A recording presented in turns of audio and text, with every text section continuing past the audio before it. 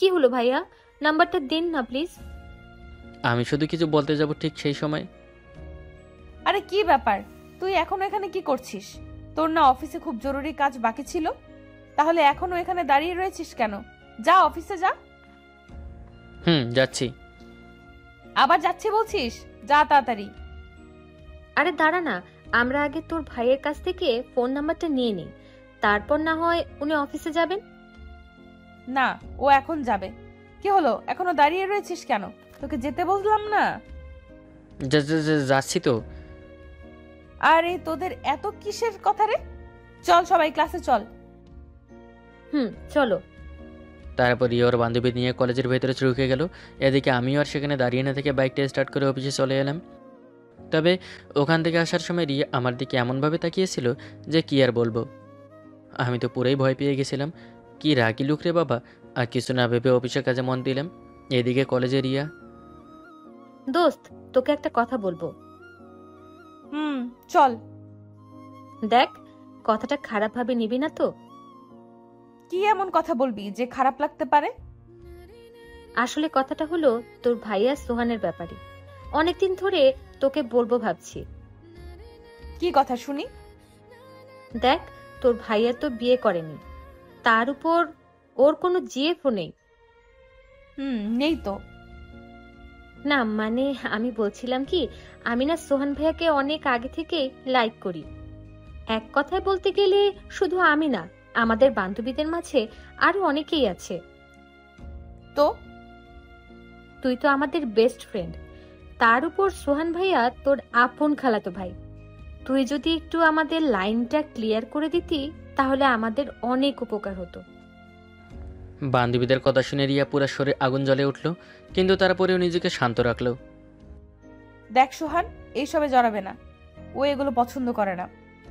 আরে তুই শুধু একটু আমাদের লাইনটা ক্লিয়ার করে দে না, বাকিটা পরে আমি সামলে নেব। পরে এমনিতেই তোর ভাই আমার হাতে চলে আসবে। না, আমি এসব কোনো কিছু করতে পারবো না। একটু সাহায্য কর না প্লিজ। বললাম না আমি পারবো না। আরে তুই রেগে যাচ্ছিস কেন? এমন রিয়েক্ট করছিস মনে হয় আমরা তোর বিয়ে করা স্বামীকে তোর কাছ থেকে ছিনিয়ে নিচ্ছি। ভুলে যাস না, সোহান শুধু তোর খালাতো বড় ভাই, তোর বিয়ে করা স্বামী না। সে যাই হোক, আমি তোদের কোনো সাহায্য করতে পারবো না। আর তোদের বলে রাখি, আজকের পর থেকে তোদের কাউকে যেন সোহানের আশেপাশে না দেখি। তুই বললে কি আমাদের শুনতে হবে নাকি? হ্যাঁ, শুনতে হবে। আর আমার কথা না মানলে পরে কিন্তু এইসবের ফলাফল ভালো হবে না, বলে দিলাম। রাগ দেখিয়ে রিয়া সেখান থেকে চলে গেল। মেজাজ গরম হয়ে গেছে, তাই আর ক্লাস না করে সোজা বাসায় চলে গেল। বাসায় এসে ওর কিছু ভালো লাগছে না। বারবার শুধু ওর বান্ধবীদের কথাগুলো মনে পড়ছিল। ওদের কথা মনে পড়তে আগে রিয়ার পুরো শরীর জ্বলে যাচ্ছিল। অফিসের কাজ শেষ করে বাসায় আসলাম। অনেকক্ষণ ধরে গেটের কলিং বেল বাজিয়ে যাচ্ছি, কিন্তু রিয়া দরজা খোলার কোনো সারা শব্দই নেই। এদিকে আমিও দরজার দ্বিতীয় চাবিটা সঙ্গে রাখিনি। এদিকে বারবার বেল বাজানোর কারণে একসময় রিয়া দরজা খুলে দিল। আমি শুধু ওকে রাগ দেখিয়ে কিছু বলতে যাব, তার আগে রিয়া নিজে আমার উপরে 440 বলতে শুরু করে দিল। কি ব্যাপার, এতবার বেল চাপছিস কেন? কেন আবার বাসায় ঢুকবো না? তাই বলে এতবার বেল চাপতে হবে? আমি কি কানে শুনতে পাই না নাকি? কানে যদি শুনতে পাস তাহলে এতক্ষণ ধরে বেল বাজাচ্ছিলাম, তারপরেও দরজা খুললি না কেন? সেটা আমার ব্যাপার। ইচ্ছে হলে দরজা খুলবো, আর না ইচ্ছে হলে নাই। এটা আবার কি ধরনের কথা? এটা এই ধরনেরই কথা। তোর কোনো সমস্যা? এই বল, তোর আসতে এত দেরি কেন হলো? দেরি আবার কখন হলো? আমি তো প্রতিদিন এই সময় অফিস থেকে বাসায় আসি। যা বাবা, এর আবার হঠাৎ করে কি হলো কিছুই তো বুঝতে পারছি না। যাক, এসব নিয়ে কিছু আর ভাবলাম না। আগে রুমে গিয়ে ফ্রেশ হয়ে নিলাম। তারপর কাজ ছিল না বলে রুমে বসে বসে এফবিআইটিতে ঢুকে আমার একটা নতুন স্টোরি পোস্ট করলাম। এর মাঝে আবার রিয়া আমার সামনে চলে এলো, তবে এখন ওকে অনেক রাগির লুক নিয়ে তাকিয়ে আছে। এই, তুই তখন কি করছিস রে? কিছু না। কিছু করছিস না তাই না? তাহলে ফোনে মাথা ডুবিয়ে কি কাবাডি খেলছিস? আরে কি ব্যাপার, আজব তো, তুই আমার ফোনটা নিলি কেন? দরকার আছে তাই নিয়েছি, ফোনটা আমি নিয়ে গেলাম। আরে আমার ফোনে আবার তুই কি করবি? ফোনটা দিয়ে যা প্লিজ। যা, নিয়ে চলে গেল। এখন কি করি? কিছুই বুঝতে পারলাম না। হঠাৎ করে এই মেয়ের আবার কি হলো, কখন কি করে কিছুই বুঝতে পারছি না। না জানি ফোনটা নিয়ে এখন কি করবে। এই নে তোর ফোন। কি করলি ফোন নিয়ে গিয়ে? যা করেছি করেছি, সেটা জেনে তোর কোনো কাজ নেই। আর কিছু না বলে ফোনটা হাতে নিয়ে এফবিতে ঢুকলাম। কিন্তু এ কি, আমার নতুন স্টোরিটা গেল কোথায়? আর আমার প্রাইভেসিটা চেঞ্জ করলো কে? এই তুই কি আমার ফোন নিয়ে আমার এফবি আইডিতে ঢুকেছিলি? ঢুকেছিলাম তো। তো আমার পোস্ট করে স্টোরিটা ডিলিট করেছিস কেন? কারণ আমার ওটা ভালো লাগেনি, তাই উড়িয়ে দিয়েছি। তোর ভালো না লাগলে আমার কি, সবার পছন্দ আর এক না, তাই বলেই তুই আমার এত কষ্ট করে লেখা স্টোরিটা ডিলিট করে দিবি? শুধু ওই স্টোরিটা না, সাথে আরো অনেক কিছু করেছি। তার চেয়েও বাজে স্টোরির নায়িকার নামটা। আমার লেখা স্টোরি আমি বুঝবো, আর নায়িকার নামের কথা বলছিস? আমার হিসাবে আমি যে মেয়ের নামগুলো গল্পতে দিই সেগুলো আমার সব পছন্দের নাম। এই কি বাজে চয়েস তোর! এগুলো কোনো নাম হলো? আমার মতো সুন্দরী মেয়েদের নাম দিবি, ইচ্ছে করলে আমার নামটাও দিতে পারিস। জানিস কত সুন্দর নাম, সুইট নেম আমার, রিয়া। শোন, আজকের পর থেকে তোর সব স্টোরিতে আমার নাম দিয়ে লিখবি। আমার কি ঠেকা পড়েছে যে আমার স্টোরিতে তোর নাম দিতে যাব? পেতনির মতো একটা নাম। এই শোন, আমাকে ভুলেও পেতনি বলবি না, নইলে কিন্তু ভালো হবে না। আর হ্যাঁ, এখন থেকে তোর গল্পে যেন আমার নামটাই থাকে। সেটা সম্ভব না, আমি তা করতে পারবো না। সেটাই সম্ভব। আর হ্যাঁ, তোর আইডিতে আমি কিছু আইডি ব্লক করে দিয়েছি, ভুলেও সেগুলো আনব্লক করবি না, না হলে কিন্তু তোর খবর আছে, জানিয়ে রাখলাম। রাগী লোক দিয়ে নিজের রুমে চলে গেল। আহা কি মায়াবী চেহারা! মনে হয় বারবার এই মায়াবী চেহারার প্রেমে পড়ি। সেটা অবশ্য অনেক আগেই পড়ে গেছি, নতুন করে আর পড়ার কিছু নেই। তবে ব্যাপারটা কি হলো সেটার মাথা মুন্ডু কিছুই মাথায় ঢুকলো না। হঠাৎ করে রিয়ার হলোটা কি? আরও আমার আইডিতে কাকে কাকে ব্লক করেছে? না, আর এসব কিছু না ভেবে সাথে সাথে ব্লক লিস্ট চেক করলাম। কিন্তু একই, এই মেয়ে তো আমার সাথে যতগুলো মেয়ের আইডি কানেক্ট ছিল সবগুলো ব্লক করে দিয়েছে, সাথে ওর কলেজের কিছু বান্ধবীদেরকেও। কিন্তু কেন? হয়তো কলেজে কোনো ঝগড়া হয়েছে এদের ভেতর। যাক বাবা, ওসব ওদের ব্যাপার, আমি তা নিয়ে মাথা ঘাটলাম না। এভাবে চলতে লাগলো আর কিছুদিন। এখন রিয়া আর আমি অনেক কাছে চলে এসেছি। এখন সারাক্ষণ একসাথে সময় কাটাই, এখানে ওখানে দুজনে মিলে ঘুরতেও যাই। আর হ্যাঁ, এবিতে আমার এখন যতগুলো নতুন গল্প আছে সবগুলোতেই রিয়ার নাম দেই। তবে মাঝে মাঝে আমি রিয়াকে রাগানোর জন্য ইচ্ছে করে গল্পে অন্যজনের নাম দেওয়ার কথা মিথ্যা বলি, যার শাস্তিস্বরূপ আমাকে সেদিন না খেয়ে থাকতে হয়। অবশ্য মাঝরাতে রিয়া নিজে আমাকে ডেকে তুলে খাবার খাইয়ে সারে। এখন আর রিয়ার কলেজে থামতে পারি না, ওকে কলেজ গেটে নামিয়ে দেওয়ার সাথে সাথে আমাকে সেখান থেকে ভাগিয়ে দেয়। আর যদি ভুলেও সেখানে কোনো মেয়ের সাথে আমাকে কথা বলতে দেখেছে তাহলে তো আমার হয়েই গেল, পুরো রাত বাসার বাইরে দাঁড় করিয়ে রাখে যতক্ষণ না পেন্নিটার রাগ ঠান্ডা হয়। এক কথায় বলতে গেলে এখন মোটামুটি আমার সময়টা খুব সুখেরই যাচ্ছিল। কিন্তু ওই যে বলে না, সুখের সময় বেশি দিন স্থায়ী হয় না, ঠিক সেটাই হলো। আজকে অফিস থেকে তাড়াতাড়ি বাসায় চলে এলাম, মনটা অনেক খারাপ হয়ে গেছে। কি ব্যাপার, আজকে এত তাড়াতাড়ি অফিস থেকে বাসায় ফিরলি যে? অফিসে কাজের চাপ কম ছিল তাই বাসায় চলে এলাম। ও, তো যা, তুই গিয়ে আগে ফ্রেশ হয়ে নে, আমি তোর জন্য খাবার বেড়ে দিচ্ছি। না, আমি এখন খাবো না, অফিস থেকে ফেরার সময় খেয়ে এসেছি। ও আচ্ছা। তারপর কিছুক্ষণ দুজনে চুপ থাকলাম, পরে ব্যাগ থেকে খামড়ায় বের করে রিয়াকে দিলাম। এই নে ধর। কিসের খাম এটা? কি আছে এর ভেতরে? খুলে দেখ। হুম। তারপর রিয়া খুশি মুখে খামটা খুলতে লাগলো। এ কি, এটা তো একটা পাসপোর্ট। কার এটা? কার আবার তোর? আগামী সপ্তাহে তুই ইউএস যাচ্ছিস, তোর বাইরে পড়তে যাওয়ার স্বপ্ন পূরণ হলো। সত্যি?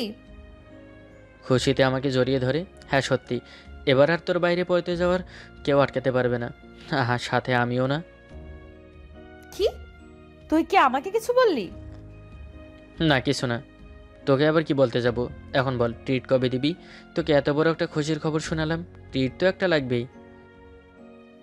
ঠিক আছে, দেব, কিন্তু আজকে না। ওকে। আমি আর কিছু না বলে রুমে গিয়ে শুয়ে পড়লাম, মাথাটা অনেক ব্যথা করছে। এই কি ব্যাপার, তুই এই অবেলায় শুয়ে পড়লি কেন? তোর কি শরীর খারাপ?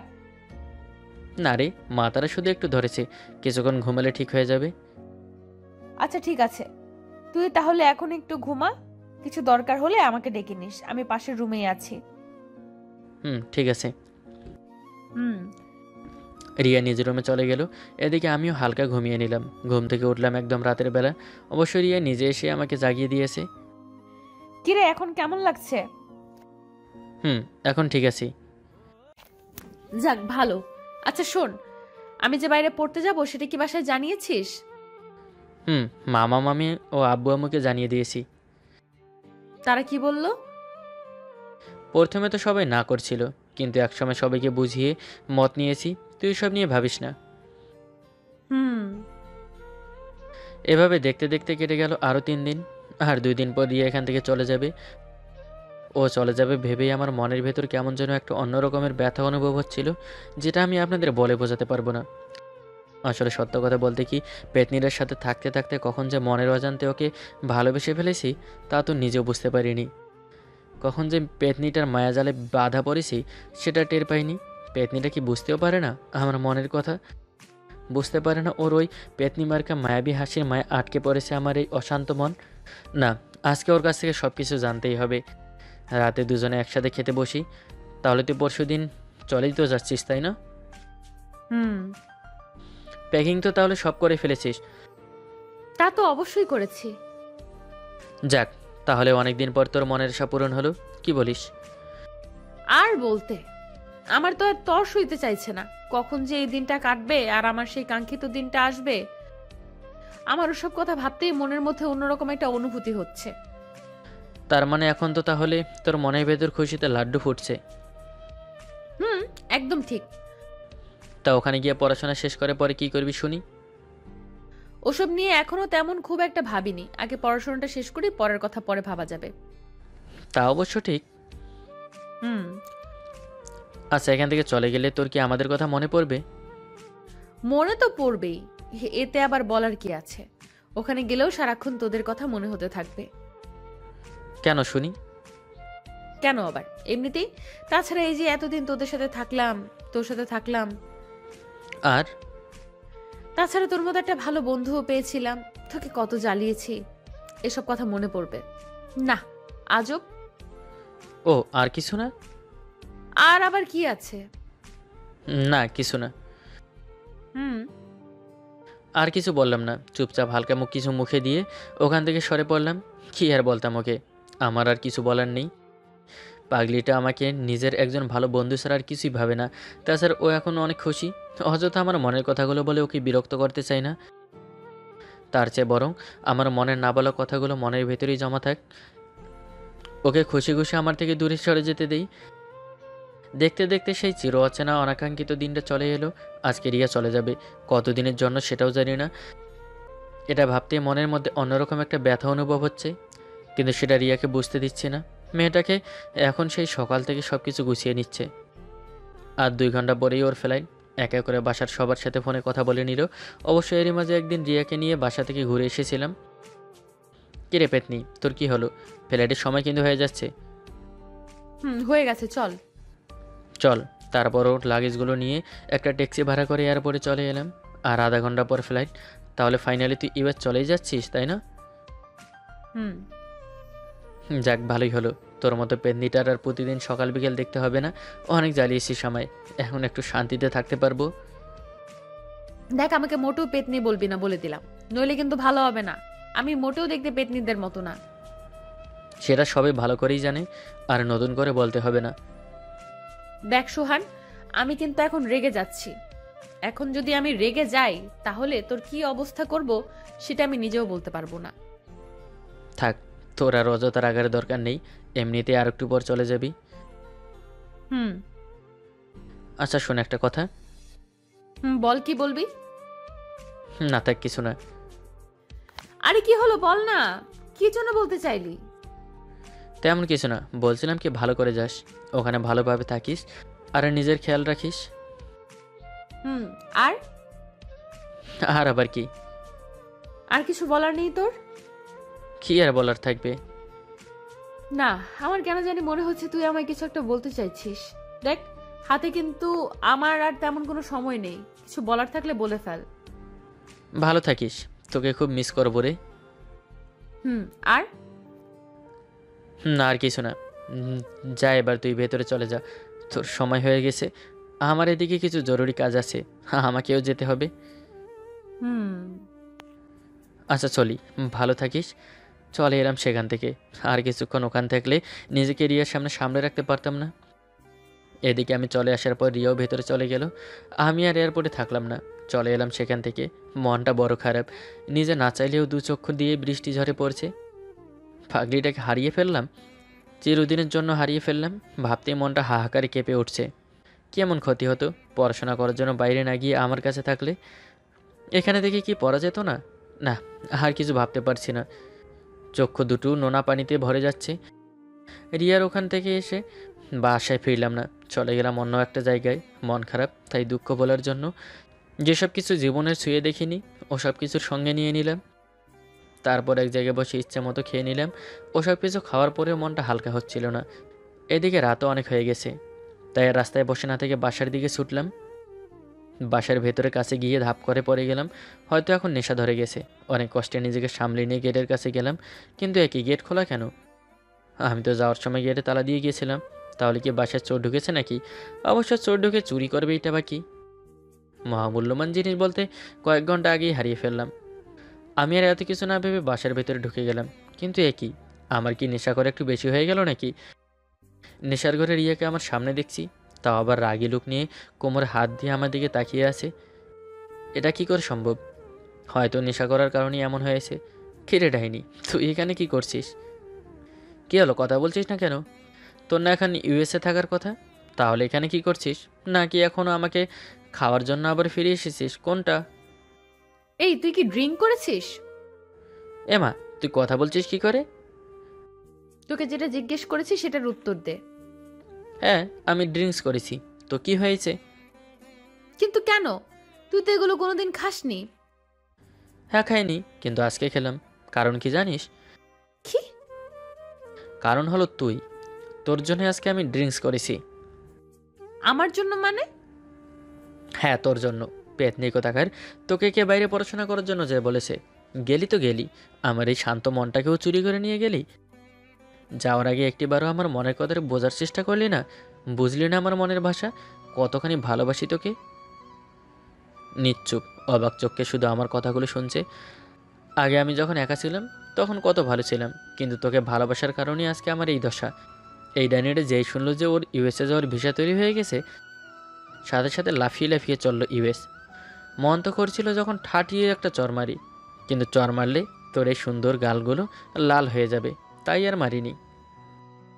কিরে, এখন আর কোনো কথা বলছিস না কেন? জানি তোর এখন বলার মতো কোনো কথা নেই, তবে জেনে রাখ, বাইরে তো পড়তে গেলি, কিন্তু সেখানে যদি আমাকে স্যার অন্য কোনো ছেলের সাথে সম্পর্ক করিস, তাহলে ঠাটিয়ে তোর গায়ের ছাল তুলে নেব। অবশ্য তোর কোনো গ্যারান্টিও নেই। আমার কথা শুনে রিয়া আগুন হয়ে গেছে। বারে বারে বারে শুধু জোরে জোরে শ্বাস নিচ্ছে। আমার মুখটা কেমন যেন করছে। এই দেখ, মুখটা এমন পেঁচার মতো করবি না। দেখতে একদম সত্যিকারের পেতনির মতো লাগছে। যদিও বা তুই আসলেই দেখতে পেতনির মতো, কিন্তু সেটা জানার পরেও আমার মতো হ্যান্ডসাম ছেলে তোকে ভালোবেসেছে। এটা তোরই কপাল, বুঝলি? তুই যদি মুখটা এমন করে রাখিস, তাহলে কিন্তু আমি তোর ঘাটটা ধরে এমন করে একটা লম্বা কিস করে দেব, যেই বলে সেই কাজ। নেশার ঘরে ওকে কিস করে ফেললাম। এদিকে রিয়া আমার এমন কাজে অনেক হতভম্ব। কে রে, তোর ঠোঁটগুলো এত মিষ্টি কেন? তুই তো একটা ঝাঁঝরা তেঁতুল, তাহলে তোর ঠোঁট এত মিষ্টি হলো কি করে? দাঁড়া, আরেকবার ট্রাই করে দেখি। যেই আবার ওকে কিস করতে যাব, ঠিক সেই সময় রিয়া ঠাস করে আমার গালে একটা আদর বসিয়ে দিল। এদিকে ওর হাতে আদর খেয়ে এতক্ষণে আমারও নেশা জানালা দিয়ে দৌড়ে পালিয়ে গেছে। তার মানে এতক্ষণ ধরে ছায়া ভেবে যাকে এত কথা শোনালাম, ওটা ছায়া না, সত্যি রিয়া ছিল। এখন আমার কি হবে? আরে রিয়া, তুই এখানে? তোর না এখন দেশের বাইরে থাকার কথা? হ্যাঁ, আমি এখানে। তো কি হয়েছে? না মানে এমনিতেই বললাম আর কি। আচ্ছা, তোর কি ফ্লাইট ক্যান্সেল হয়ে গেছে নাকি? না, আমার কোনো ফ্লাইট ক্যান্সেল হয়নি। ও, তা কখন এসেছিস সেখানে? এসেছি অনেক আগেই, যখন তুই এয়ারপোর্ট থেকে চলে এসেছিলি। ও, তার মানে এতক্ষণ ধরে আমি নেশার ঘরে যা বলেছি ও করেছি সব কিছু তুই শুনেছিস? হ্যাঁ, আমি সব শুনেছি। ছি, তোর লজ্জা করে না এভাবে কাপুরুষের মতো ড্রিঙ্কস করতে? কাপুরুষ কোথাকার! বুকের মধ্যে সত্য কথা বলার মতন সাহস নেই, আর ভাব এমন নিয়ে চলে যেন দেশের মহাবীর পুরুষ উনি। দেখ, আমি মোটেও কাপুরুষ নই। সেটা তো তোকে দেখেই বুঝতে পারছি। সাহস করে দুইটা কথা বলার মতন সাহস আছে তোর? হ্যাঁ, সাহস আমার অনেক আছে, কিন্তু সেটা দেখাই না। এখন এটা তুই বল, তুই এখানে কেন? এই কথাটা বলতে দেরি আর রিয়ার হাতে ছাপা আমার গালে শুতে দেরি নেই, চুপচাপ গালে হাত দিয়ে দাঁড়িয়ে আসি। আর একটা কথা বললে তোকে আমি খেয়েই ফেলবো। কিন্তু ঠাস আবারও দিল। বেটা গজারু কোথাকার, আবার কথা বলছিস? ভালোবাসি কথাটা তো বলতে পারিস না, আবার এখন গলা উঁচিয়ে চিৎকার করছিস। আজকে যদি আমি চলে যেতাম তাহলে কি হতো একটিবারও কি ভেবে দেখেছিস? ঠাস। রিয়ার কথা শেষ হওয়ার আগেই আমিও দিলাম ওর গালে আমার নরম হাতের ছোঁয়া। আমার হাতে ছোঁয়া পেয়ে সে চুপচাপ গালে হাত দিয়ে আমার দিকে চেয়ে আছে। আমি না হয় সাহস করে তোকে নিয়ে নিজের মনের কথাটা বলতে পারিনি, কিন্তু তুই তো ঠিকই বুঝতে পেরেছিলি। তাহলে সব জেনে বুঝে কেন চলে যাচ্ছিলি? আমি কি যেতে চেয়েছিলাম? তুই তো নিজে একবারই এ পাসপোর্টটা নিয়ে এলি, তাহলে আমি আর এখানে থেকে কি করতাম বল? তারপরও আমি সারাক্ষণ এই আশায় থেকেছি যে এই বুঝি তোর মনের কথাটা আমায় বলবি, কিন্তু না, তুই তো একটা হাদারাম কাপুরুষ। এত সুযোগ দিয়েও নিজের মনের কথাগুলো বলতে পারলি না, তাই তো কোনো উপায় না পেয়ে এই ইউএসএ যাওয়ার মিথ্যে নাটকটা করলাম। ঠাস। সবই তো জানতি, তাহলে এই মিথ্যার নাটকটা করার কোনো দরকার ছিল? অযথা কত কষ্ট পেলাম আমি, আর যেসব কিছু থেকে সারা জীবন দূরে থাকার চেষ্টা করছি সেসবও পান করতে হলো। দেখ, থাপ্পড়টা কিন্তু জোরে হয়ে গেল, আমি কিন্তু ব্যথা পেয়েছি। আর আমার মনে হয় মজা লেগেছে। আমার কি ব্যথা লাগেনি নাকি? কি? কিন্তু আমি, তোর চেয়েও বেশি ব্যথা লেগেছে। তাই? আচ্ছা ঠিক আছে, সরি, চল রুমে যাই। আমি কোনো কাপুরুষের সাথে থাকতে চাই না। দেখ, তোকে আবার বলছি, আমাকে কাপুরুষ বলবি না। আমি মোটেও কাপুরুষ নই। যেটা সত্যি সেটা আমি বলবোই, তুই একটা কাপুরুষ, ব্যাস। তাই না? আমি কাপুরুষ? তাহলে দেখ এখন আমি কি করি। চুপচাপ ওকে কোলে তুলে নিলাম, তারপর চলে গেলাম নিজের রুমে। রুমে গিয়ে ওকে তুলে রেখে, ওকে তুলে রাখা অবস্থাতেই রুমের লাইটটা বন্ধ করে দিলাম। ব্যাপার, তুই লাইট বন্ধ করলি কেন? আর আমাকে এইভাবে কোলে তুলে রেখেছিস কেন? নামা বলছি। হুম, তোকে তো এখন ছাড়ছি না। দেখ তোর কি অবস্থা করি এখন। দেখ, ভুলেও আমার সাথে উল্টাপাল্টা কিছু করার কথা চেষ্টা করবি না। এমনিতেই তখন তুই আমার সাথে খারাপ কিছু করে ফেলেছিস। ওটা তো না বুঝেই করে ফেলেছি, এখন সব জেনে বুঝে করব। দেখ, আমি কিন্তু তোকে হুঁশিয়ার করে দিচ্ছি, পরে কিন্তু এর ফলাফল ভালো হবে না। সেটা পরে দেখা যাবে, এখন বর্তমানটা নিয়ে ভাবি। দেখ, আমি কিন্তু দিলাম মুখ বন্ধ করে। এদিকে রিয়াও কিছুক্ষণ নিজেকে আমার কাছ থেকে সারানোর চেষ্টা করতে থাকলো, কিন্তু একসময় আর পারলো না। সকালবেলা। এই সোহান, উঠো, সকাল হয়ে গেছে। যা তো আর কিছুক্ষণ ঘুমাতে দে। না, আর কোনো ঘুমানো যাবে না। কালকে সারা রাত আমাকে ঘুমাতে না দিয়ে এখন নিজে আরামসে ঘুমানো হবে না? উঠ বলছি। আর কি ব্যাপার, তুই এভাবে আমায় ধাক্কাচ্ছিস কেন? মারবি নাকি? আর তুই এখানে কি করছিস? মায়ে কি? আমার গায়ের কাপড়গুলো কোথায়? কেন জানিস না কাপড়গুলো কোথায় গেছে? এই, কি তোরও এমন অবস্থা কেন? তোর গায়ে তো কোনো কাপড় নেই। দেখ, আমাকে রাগাবি না বলে দিলাম। কালকে রাতের কথাগুলো মনে নেই আমার সাথে কি করেছিলি? কই আবার কি করেছিলাম? আমার তো কিছু মনে পড়ছে না। তাই না? দাঁড়া, তোকে সব কিছু মনে করিয়ে দিচ্ছি। আমার বুকের ওপর ঝাঁপিয়ে পড়ে কিছুক্ষণ পর। এই কি হলো? এইভাবে বালিশ দিয়ে নিজের মুখটা লুকিয়ে রেখেছিস কেন? দেখ, তুই একটু আগে আমার সাথে যা করছিলি কাজটা ঠিকই ঠিক হলো? আমার মতো একটা নাদান ছেলেকে একা পেয়ে সুযোগ নিলি। আমার তো এখন অনেক লজ্জা লাগছে। আসছে রে আমার নাদান বাচ্চা, আর তোর আবার লজ্জা আছে নাকি? উঠ বলছি। আমাকে আবার কলেজে গিয়ে ভর্তি হতে হবে। আমি ফ্রেশ হতে চলে গেলাম। ফ্রেশ হয়ে এসে যেন দেখি তুই বিছানায় নেই। আচ্ছা একটা কথা বলি, আমরা তো স্বামী স্ত্রী তাই না? তাহলে তুই করে বলাটা বাদ দিলে হয় না?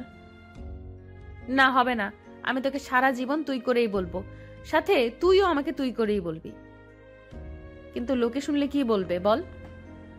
লোকের কথায় আমার কিছু যায় আসে না। এখন যা বললাম সেটা কর। আমি ফ্রেশ হতে গেলাম। রিয়া চলে গেল ফ্রেশ হতে। এদিকে আমিও আর শুয়ে না থেকে বিছানা থেকে উঠে গেলাম। না হলে রিয়া যদি এসে আমাকে বিছানায় শুয়ে থাকতে দেখে তাহলে আমার আস্ত খেয়ে ফেলবে। এই মেয়ের কোনো ভরসা নেই। আজ তো একটা পাগলি সে, তবে যেমনই হোক তারপরেও সে আমার বউ তো।